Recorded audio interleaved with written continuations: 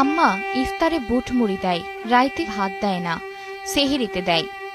আমার লাইগা কিছু খাওন আইনো, ভালো খাওন। সাদা কাগজের উপর কাঁচা হাতের এই কয়েকটা লাইন কোনো সাধারণ আবদার নয়, বরং এক এতিম ছেলের বুকফাটা আর্তনাদ। এই চিরকুটের পেছনে লুকিয়ে আছে এক মধ্যবিত্ত মায়ের হার না মানা পরাজয়ের গল্প।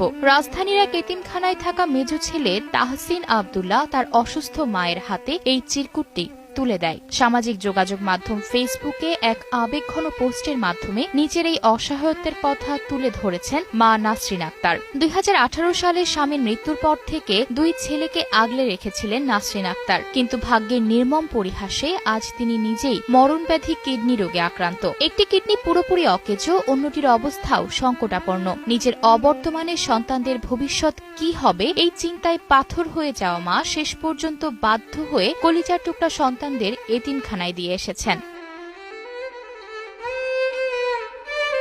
নাসরিন আক্তার তার পোস্টে আক্ষেপ করে লিখেছেন, আর পারলাম না শত স্ট্রাগল করে ছেলেগুলারে বুকে জড়িয়ে রাখতে, অবশেষে বাধ্য হলাম এতিমখানায় দিয়ে দিতে। মনটা অনেক খারাপ হয় যখন এতিমখানায় ছেলেদের সাথে দেখা করতে চায় ওদের চোখের পানি দেখে। অসুস্থ শরীর নিয়ে আর সন্তানদের আগলে রাখার শক্তি পাচ্ছেন না বলেই এমন কঠিন সিদ্ধান্ত নিতে হয়েছে তাকে।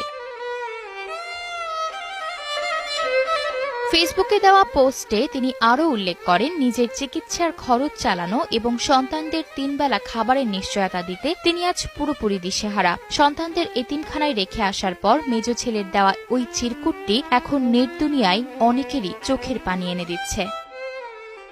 আয়েশা অর্থী, নিউজ ডেস্ক, গ্লোবাল টেলিভিশন।